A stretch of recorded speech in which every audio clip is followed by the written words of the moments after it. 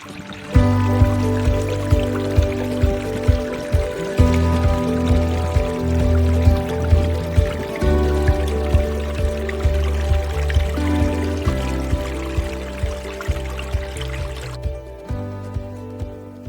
in Nazareth, hí ban óg ann dar of anam mura. Lá óháin nor a bhí muire ina teach, tháinig angel cúthaí. Bhí agla muire. Ná bíoch agla ort sa an angel. Tagam le deas scéal ó dia. Beg leanamh nua a got. Íos amach dé. Agus dimig an angel.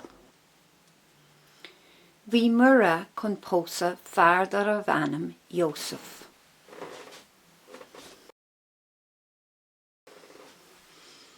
Bhí mura agus Iosaf dul turas fada go dtí baile beag an meitheal. Shiúil siad trid baile Nazareth agus bhí mura ag suí an asal. Agus shiúil siad thar na sléife. Ag an deire tháinig siad go meitheal. Bhí an tíirse mura. Agus cúig Iosaf ó doras go doras ag lurig áit don ihe. An bhfuil teomra go don ihe. Tá brón orm ach níl. Lean mura agus Iosaf a raig go dtí an céad doras eile.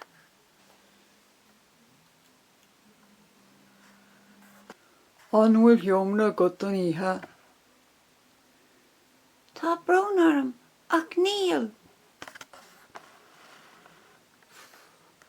Bhí an tíirse ag mura.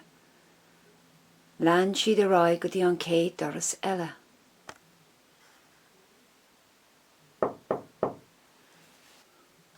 An bhfuil teomra ann don ihe. Níl. Tá brón orm. Bhí an díomá mura agus Iosaf. Ach, tá stábla ann. Lean orm. Seo an stábla. Cúig mura agus Iosaf is teach sa stábla. Hí siad síos idir na gá bó leis an asal in acaló. An ihe sin, rugga an leanamh Iasa.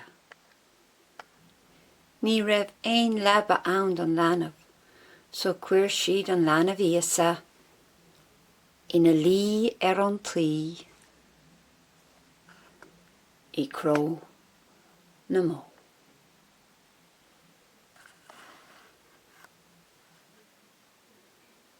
Amach na sléife, bhí irí ag tuairt aird na cuéire. Go toban, tháinig solas geal sa spéir, agus cúla na irí, angel ag canna árán. Bhí agla na irí.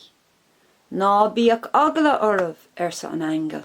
Tá deas scéal agam díobh. A nocht I meitheal tá leanamh nua tága, íos amach dé. Té agus féice géir. Brostig na irí go dtí an stáb. Nuair a throch na irí an stábla, chunig siad go raibh gach rud mór a dúirt an angel.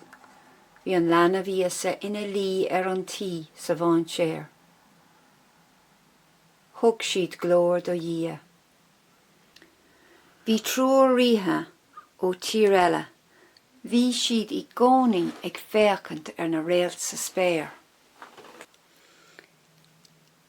Ihe amháin, chunig siad réalt nua sa spéir, a bhí ag taistil thar an spéir, agus lean siad an réalt, go dtí gur tháinig siad go meitheal.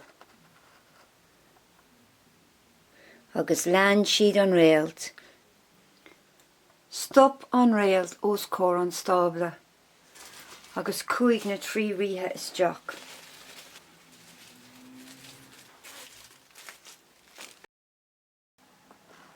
Bhí an leanamh ina lí sa mán téir sa stábla. Thug na rí brontanas don leanamh íosa. Ór, tús, agus mur. Agus thug siad glór do dhia.